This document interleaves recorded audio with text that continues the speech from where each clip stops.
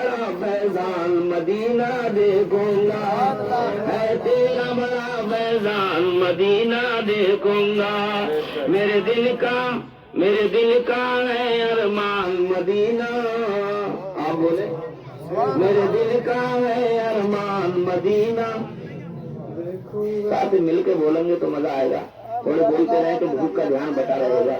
غم تھوڑا کم ہو جائے گا، بھوک بھی ایک غم ہے،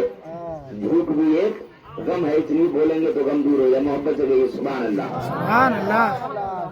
اور ایک شعر اور دے رہا ہوں طلب کر کے یہ سبحان اللہ، سبحان اللہ۔ دہلی میں شعر باپ کو پڑھوں گا، پہلے ایک بات کہہ دوں، دہلی میں ایک امیر تھا، بہت بڑا امیر، بہت کروڑ پتی، بیٹی تھی اس کی بڑی حسین و خوبصورت، بالا خانے پر نا اپنے بالوں کو نہ کے آئی تو بالوں کو سلجھا رہی تھی، جیسے گھر میں بیٹیاں سلجھاتی، سمجھ میں آ رہی ہے بات، بڑی آسانی سے، میں چیخم دھاڑ نہیں کر رہا ہوں، جو چیخم دھاڑ نا اٹھا کے ڈیلا ادھر سے پھینکا ادھر سے پھینکا، یہ چکا سمجھ میں آئی نہ آئی پھینکا باقی، اس لیے میں بہت آسانی سے بات کر رہا ہوں آپ سے، اور ایک ہی واقعہ بیان کروں گا، محبت سے گئی سبحان اللہ۔ بالا خانے پہ ایک نوجوان گزرا، نیچے سے اس کے چھت سے جب نوجوان گزرا، نوجوان نے جب اوپر کو دیکھا تو لڑکی کے بالوں کی پانی کی جو چھینٹ تھی نوجوان کے چہرے پر گری،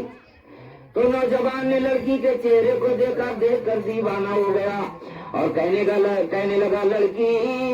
اگر تیرے دل میں میری طرف سے گنجائش ہے تو آئی لو یو میں تجھے پیار کرتا ہوں، اتنے مسکرائے آئی لو یو کے نام پہ، اس لفظ کو غلط استعمال کرا ہے لیکن لفظ بہت اچھا ہے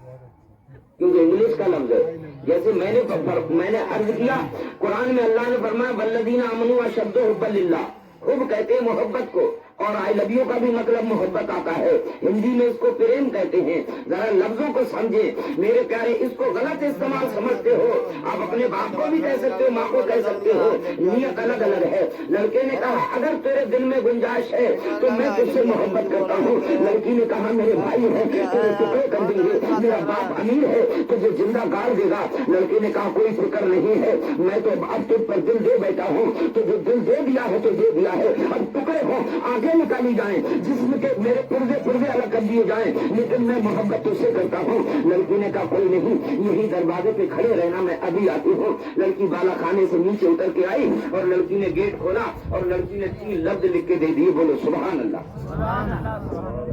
کہا ٹھیک ہے، مگر آج کل کی جیسی لڑکیاں نہیں تھیں، آج کل جیسی نہیں تھی، وہ 5 وقت کا نمازی تھی، غوث اعظم کی اماں فاطمہ ام الخیر تہجد کی نماز پڑھ کے غوث اعظم کو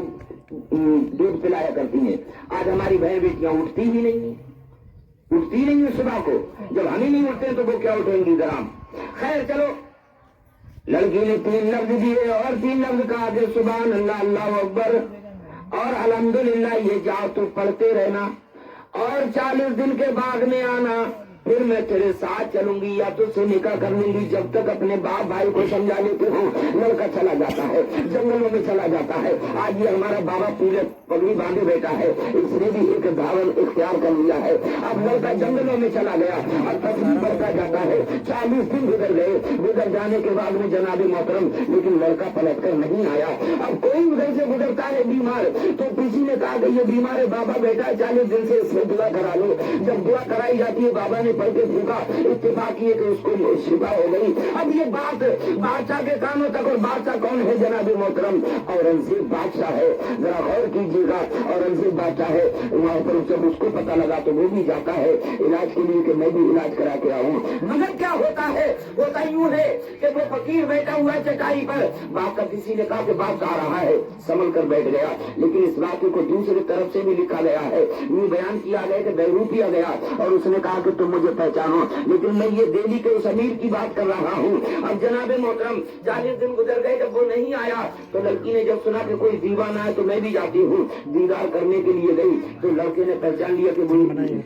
لڑکی ہے لیکن نیچے کو سر ڈال لیا، لڑکی نے کہا کیا بات ہے کہ کل جب میرے بالا کھانے کے نیچے جاتا تو تو مرنے اور مٹنے کی بات کرتا تھا کہ مر جاؤں گا میں تجھ سے شادی نکاح کر کے رہوں گا، مگر آج کون سی بات ہے کہ نکاح نے پھیر دیا ہے، کون سے جلوے تیری آنکھوں میں آ گئے ہیں جو تو مجھے دیکھ نہیں پاتا ہے، قصہ مختصر یہ ہے لڑکے نے نگاہ اٹھائی اور کہا کہ جو تو نے کلام دیا ہے اس کلام میں اتنا مستغرق ہو گیا ہوں کہ میرے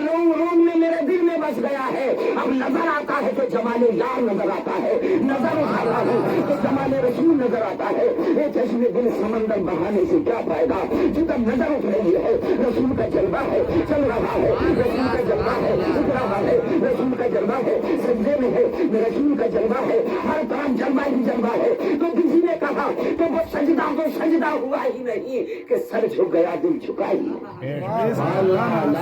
میرے پیارے بزرگوں، نعرہ رسالت جشن غوث الورا حضرت علامہ مولانا قمر صاحب تو یہ محبت ہوتی ہے، اس کو محبت کہتے ہیں۔ دنیا کی محبت میں اس کو خدا کی محبت سکھاتی، اور جو خدا کی محبت سیکھ جاتا ہے، اس لیے اللہ فرماتا ہے والذین آمنوا اشد حبا للہ، لوگوں مجھ سے تم محبت کرو، مجھ سے محبت کرو گے بھوکے نہ مرو گے، مجھ سے پیار کرو گے پیاسے نہ مرو گے، مجھ سے پیار کرو گے